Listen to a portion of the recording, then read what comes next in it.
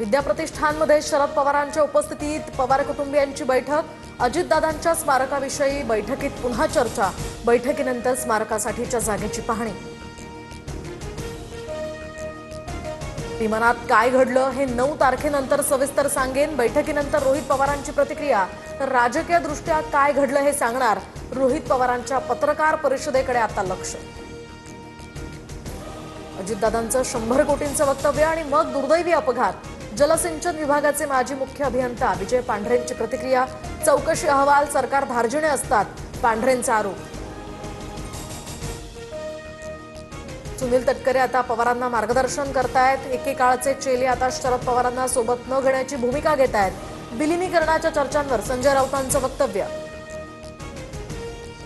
सुनेत्रा पवार उपमुख्यमंत्री पदाचा पदभार मंगळवारी स्वीकारणार। पदभार स्वीकारल्यानंतर मंत्रिमंडळ बैठकीला उपस्थित राहणार। शपथविधी 15 दिवसांनी घेतला असता तर काय बिघडलं असतं? सुनेत्रा पवारांच्या शपथविधीवर शेतकरी कामगार पक्षाच्या जयंत पाटलांची टीका। पुण्यातील मुंढवा जमीन व्यवहार प्रकरणी पार्थ पवारांना क्लीन चिट नाही। खारगे समितीचा अहवाल अद्याप तयार झालेला नसल्याची सूत्रांची माहिती। 2029च्या विधानसभेसाठी आतापासूनच संघटना बांधणीची गरज। राज ठाकरेंचे मनसेचे मुंबई अध्यक्ष आणि उपाध्यक्षांना आदेश। ठाकरेंची शिवसेना मुंबईच्या महापौर आणि उपमहापौर पदासाठी उमेदवार देण्याची शक्यता। आज मातोश्रीवर निर्णय होणार असल्याची सूत्रांची माहिती।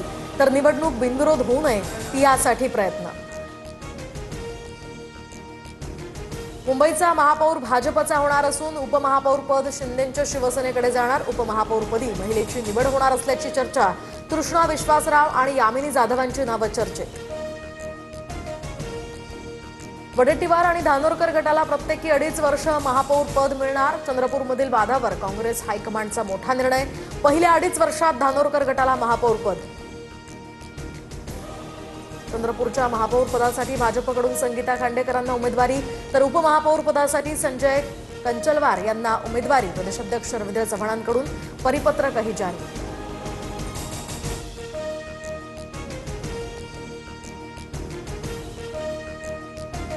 तर छत्रपती संभाजीनगरमध्ये महापौर पदासाठी भाजप नेत्यांमध्ये एकमत होत नसल्याची माहिती। अतुल सावे, भागवत कराड, संजय केणेकरांच्या बैठकीत महापौर पदावरून वाद।